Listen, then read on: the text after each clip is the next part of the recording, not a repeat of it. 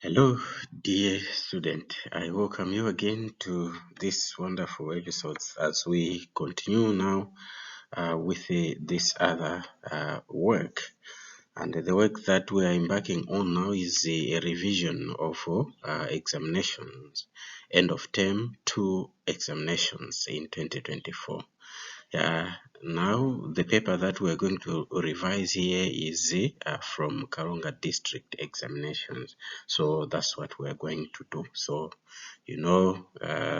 there are district exams, maybe regional exams, something like that. So we'll be embarking in such revision of such questions, knowing that the final exams that come from MANEB usually they fall or they follow suit. It's the same criteria or the same layout. So the main objective of doing this is to at least give you a glimpse of the exams or the final exam. And some of you you have gone through these papers or these questions. Some of you it's new, and some of you have passed this one. Some of you have failed. So I just want to give you a glimpse of the expected answers on how you should write when you encounter questions as these. So in this one, we are going to start with the computer. So this is computer studies in Form 1. There are a number of subjects, as you know, but this is computer studies Form 1. So how was the paper? So the paper, for those who sat for this paper, you know how it was. Now, computer studies comes again in 3 sections. There is section A, section B, and section C. Section A is multiple choice, which comprises of 20 questions and carrying 20 marks. And section B, you have the structured questions where you are supposed to provide the answers there. At section C, you have some sort of essay questions. So in this revision, we are going to look at the whole paper. Now, because the paper is long for 2 hours, we cannot be here talking of the same thing for 2 hours. We'll have a break. We'll break it into 3. So in the first part, part 1, we are going to look at multiple choice. And part 2, we are going to look at structured questions. Then the final part, we are going to look at the essay section, that is section C. So be there. Let us go through together. Now, section A of computer studies from 1. It comes with the instruction, answer all the 20 questions in this section by encircling the letter representing the correct answer to the question. So you have just to circle. So that is the simple instruction. Remember, in each and every exam, there must be instructions. Follow the instructions, then that is the first step of passing any exam. So when they say circle, you just have to draw a circle in the correct answer. So the first question was, which of the following is an example of output devices? Which of the following is an example of output devices? So the options here that you are given are A4 plain paper, Microsoft Word, microphone. So these were the 3 others that were given, but the correct one was this one, the LaserJet printer. Remember, the output devices, they are those devices that produce the outcome of processing. So remember to amongst these, a plain paper is not an output device. Microsoft Word, no. Microphone, no. Microsoft Word, we talk of an application, something like that. So the correct answer is LaserJet printer. A printer prints out it gives the output of the document. Question number 2, which of the following statement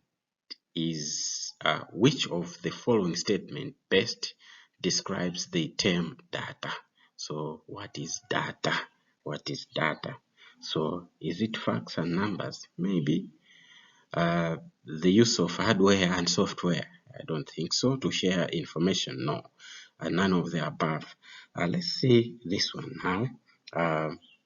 Raw facts and figures that do not match meaning to the user. Raw facts and figures that do not have much meaning to the user. So raw facts, they are called data, raw facts.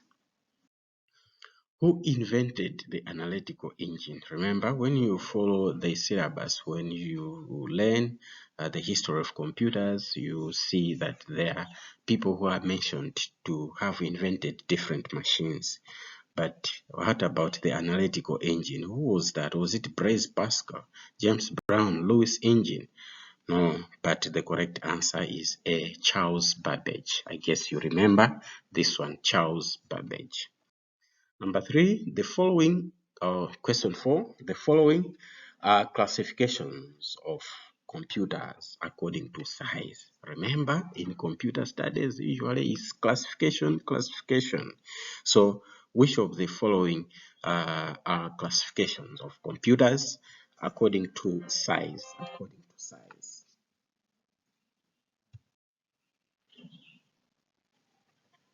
So the options that are given: mainframe, mini computers, microcomputers.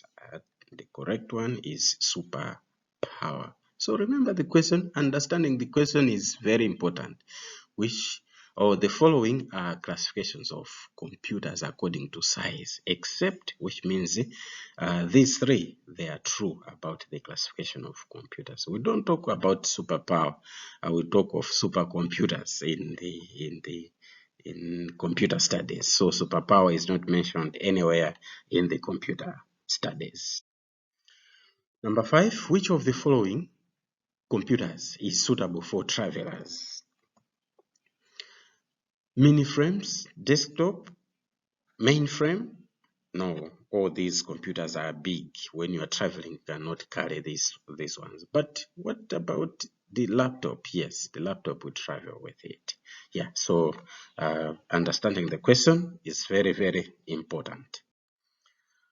Which of the following text formatting has been used in the expression Karonga? So the word that has been written here is Karonga. So how has this Karonga been written? What is the best description of how Karonga has been written here? So is it bold and italic? Bold is making something to be more black, bold, to be bold. But no, it's not in that way.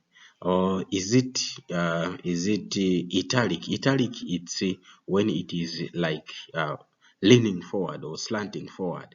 So here, yes, it's italic but not bold. Superscript is like is having a power, something that is having a power. Yeah, so it's not the power. So underline and subscript, yes, it has been underlined, but a subscript is something that is like written like a base, something that is written like a base. So it's not. But let's see this one, italic and underlined. Yes, it is leaning forward and also underlined. So that is the correct answer. Convert 30 GB to MB. Convert 30 GB to MB. So remember, 1 GB is equal to 1000. So should it 30 GB will be how many? So is it 20,000, 400,000, 2 or 3,000? No, but the correct answer is 30,720. So you may tend to wonder why 30,720. Remember, when we talk of the bits, bytes, all those, so they move like 4 in 4s, like we talked about it, to say it is 4. It starts from 4.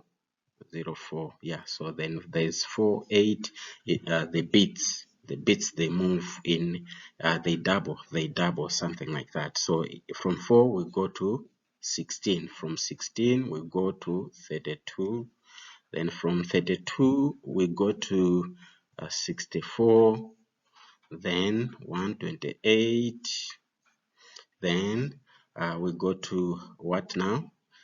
We go to 128 times 2, 256, 256. Then from there we go to 512. Then from there times 2 again, then that's where we have 1024. So when we say 1 GB, 1 GB, it's a 1024, but we just say it's a 1000 MB. So we don't regard like the the remaining part here. We don't regard it. We don't regard like here. We cannot regard this 24. So when it goes, you find that it also multiplies. When 2 GB, therefore it will be this one times 2. So it will be 2048, like that. So as it goes up to maybe 30 GB, therefore this one again will be times 2 times 2. That's where it comes to 720. I guess you are getting it right from there.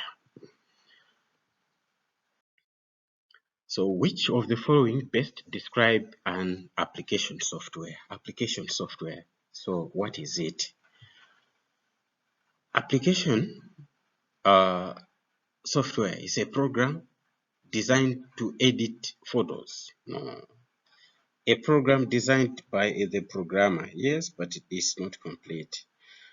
A program used to write and edit Word documents. Yes, but it's not complete.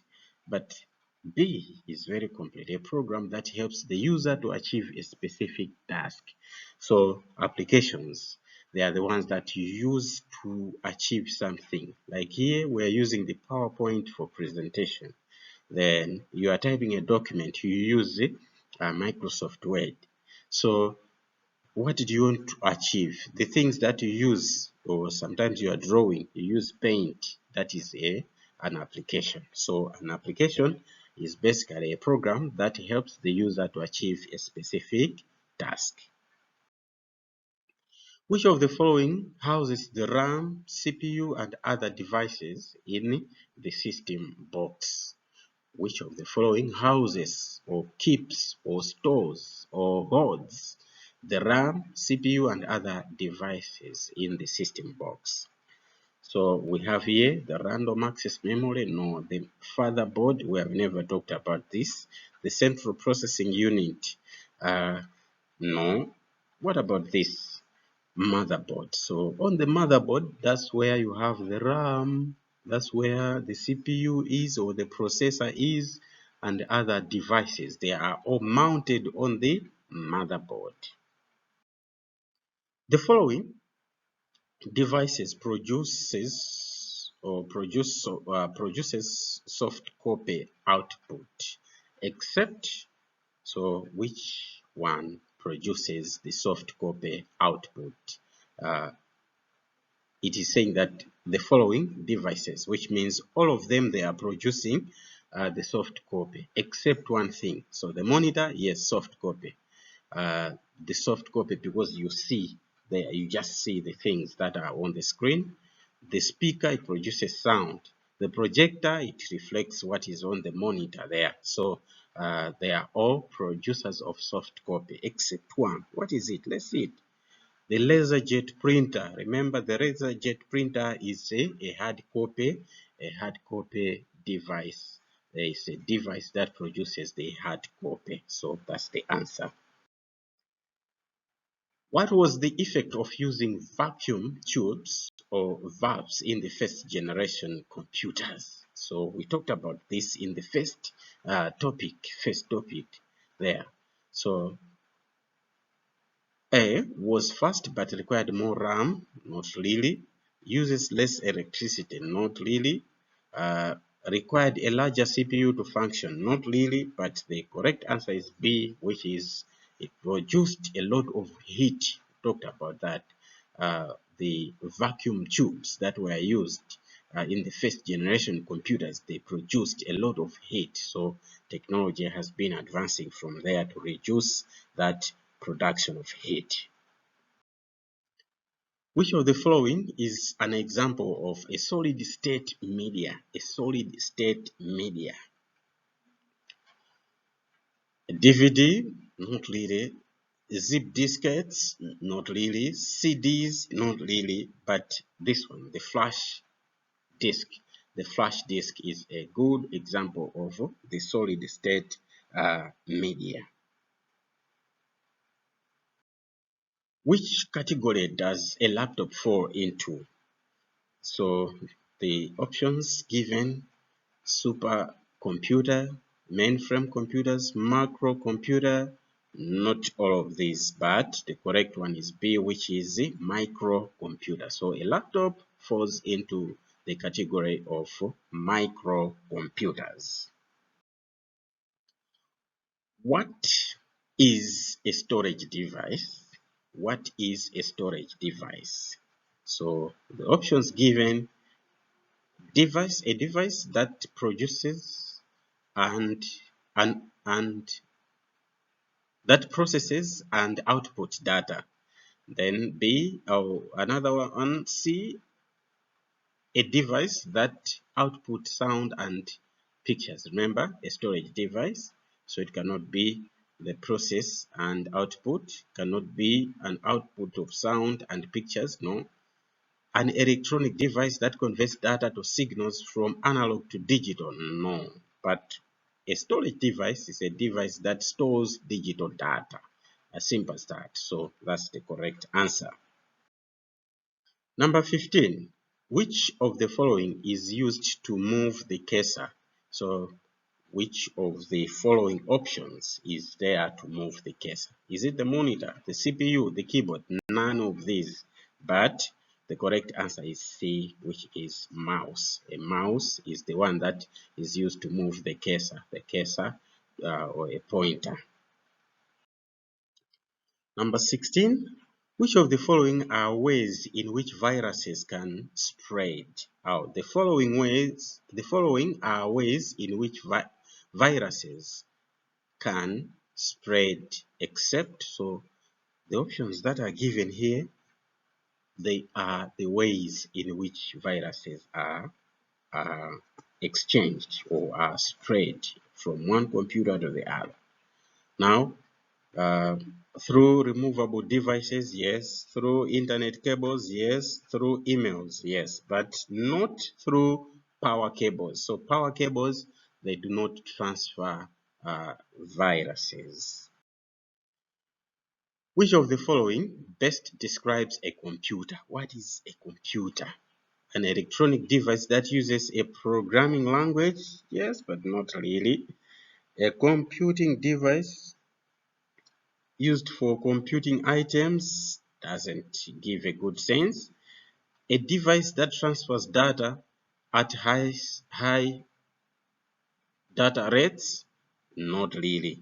But the correct one is an electronic device that processes data to form to information. An electronic device that processes data to information. Which of the following which of the following keying devices is used on mobile phones and PDAs, personal digital assistants, PDAs, or mobile phones? Which of the following keying device? So keyboard, not really. Mouse, not really. Braille keyboard, no. But it's the keypad. The keypad is the one that you find on the phone, and the PDAs, or the personal digital assistant. So we use the keying device, which is called the keypad. The keypad. What is the function of the fan on the CPU? So on the CPU, there is a fan. What is the function of it? Is it to cool down the motherboard? Not really. To circulate fresh air to the RAM and ROM? Not really. All of the above? No. but the correct one is to cool down the CPU heatsink. So there is a heatsink which is silver in color on the it is silver in color there. Then it is there uh, uh, to cool it down, Therefore, it's able to maintain the lower temperature inside there. Finally, which of the following is not a part of the CPU? Which of the following is not a part of the CPU? A control unit, arithmetic and logic unit, R, main memory. All these, they are the three major components of the CPU, but not the read-only memory or the ROM. The ROM is just a subset of the main memory. So the read-only memory cannot be the sole part of the CPU. It's inside the memory. So it's another part of memory. So we talk of the read-only memory and the random access memory. So there is the main memory there, the main memory. Now, to this far, we have come to the end of Section A of Computer Studies that was written by Karonga District Examination. So all schools in Karonga, they sat for this paper in term 2 as a district exam. So for those who sat for this paper, they are able to revise. Those who are watching it for the first time, it's also your chance to have a look at what your friends did. So next time we are proceeding to the same paper, Computer Studies Form 1, and we are looking at Section B, which is also carrying 50 marks, and it is the structured part, the part that requires you to provide an answer, to write your answer. So it's a crucial part indeed. So be there next time as we continue with part 2 as we look at computer studies written by Karonga District. Until next time, I am your teacher, W.A. Maowa.